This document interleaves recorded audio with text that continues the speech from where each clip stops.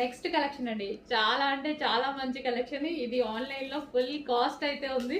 నేనైతే భయపడ్డా అండి, అందరి దగ్గరికి వస్తున్నాయి, నా దగ్గరికి రావట్లేదని పైన వాళ్ళని చంపేశాను అనమాట. సో బయట మార్కెట్ ప్రైస్ మీకు 26 నడుస్తుంది, 25, 26, 27 నడుస్తుంది.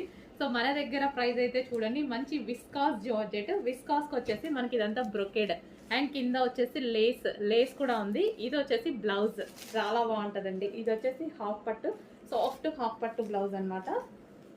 సో ఇది మనకి బ్లౌజ్ పార్ట్ ఫుల్ వర్క్ చేసి ఉంది.